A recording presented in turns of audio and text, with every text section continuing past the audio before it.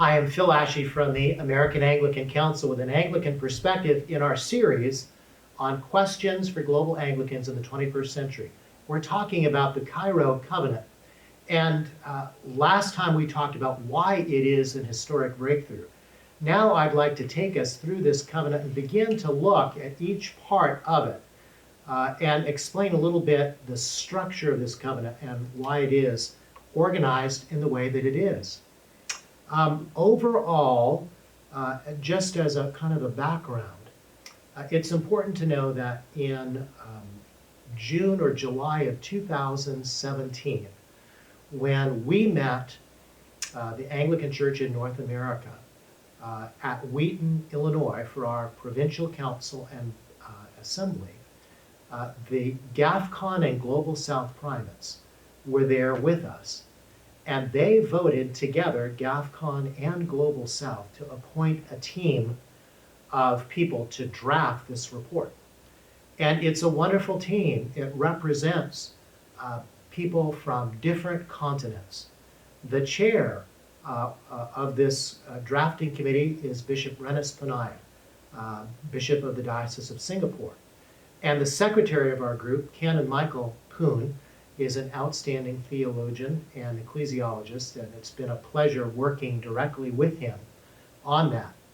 We had a deputy chair, Robert Duncan, Archbishop Emeritus of the Anglican Church in North America, for his gifts in bringing people together on behalf of GAFCON. We had Bishop David Onyuoha of Nigeria, again, to represent GAFCON.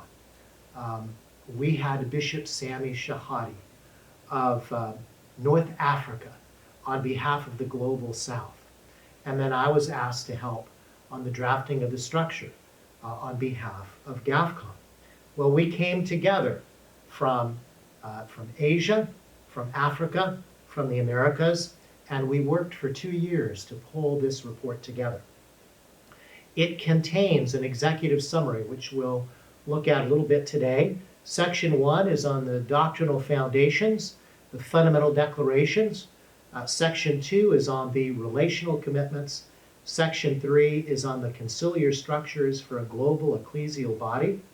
And then the historical preface, which we've gone over in our last 2 sessions, and then Appendix 2, the diocese as the fundamental ecclesial unit in Anglican governance, and why that's important. So let's just start a little bit with the executive summary.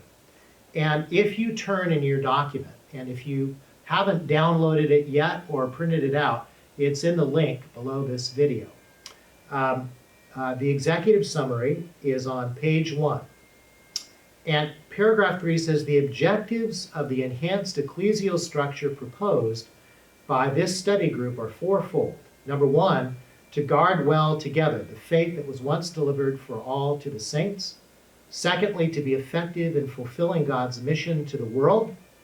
Thirdly, to strengthen Global South identity, governance, relational life, and its collective mission and formation of disciples to respond with humility and robustness to the social challenges and movements in the larger church in the world. And 4, to work for the well-being of our Anglican communion as we see ourselves as an intrinsic part of the communion. So right off, that tells you a couple of things. 1, this is faith-based. Secondly, it's all about mission. There's a connection between order and mission. Thirdly, it's about making disciples. And fourthly, this is part of, or repurposing, of an existing structure within the Anglican Communion, the Global South Fellowship, as a new instrument that's going to model what genuine confessional conciliar Anglicanism looks like at the global level. And paragraph 4 goes on to talk about the specific proposals of the study, a doctrinal basis for the Global South Fellowship, which is in section 1, the fundamental declarations, relational commitments to one another, mission, evangelism, worship, liturgy, economic sustainability, transforming our local communities. These are the kinds of things around which we're going to build our relationships together in mission.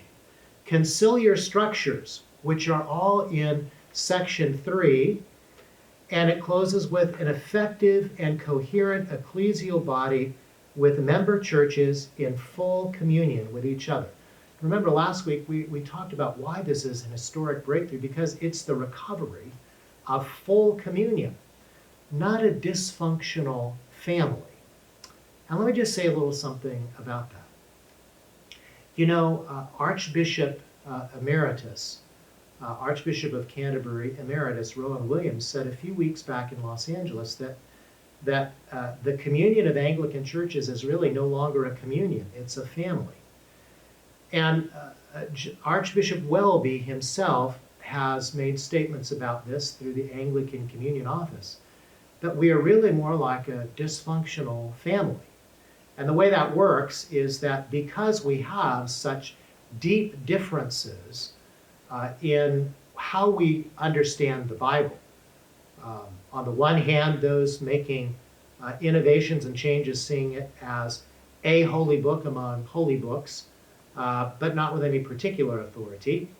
And those of us who believe that it is the inspired Word of God and true in faith and practice for all people at all times and in all places. And so in this dysfunctional family, as the Archbishop of Canterbury's have been saying, it's kind of like people are in different rooms, like a family that's fighting with each other. They won't talk with each other, but they'll talk with Dad, with the Archbishop of Canterbury. And he described it this way, you know, that it's like the dad going to talk with people in one room and then going and talking to people in the other room and talking back and forth and kind of keeping them all together as a dysfunctional family by virtue of his negotiating abilities, rather than on the basis of the gospel and on revealed truth. Well, what we're saying is that's not what Jesus prayed for in John 17. What he prayed for is that we all might be one, and on the basis of what we believe about Jesus. So what did we come up with?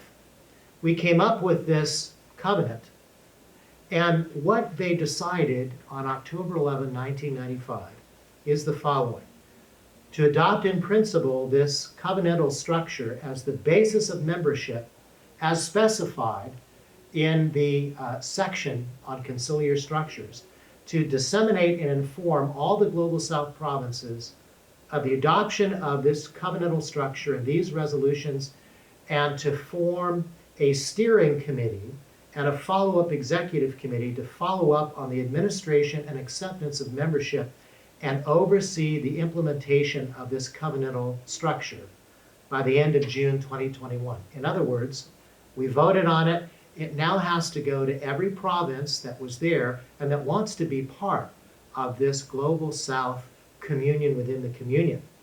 And that's not just geographically Global South, but it includes people like the Anglican Church in North America and others who subscribe to these fundamental declarations. So we're underway. The train has left the station, and we should all be praying for it to reach its destination by God's grace.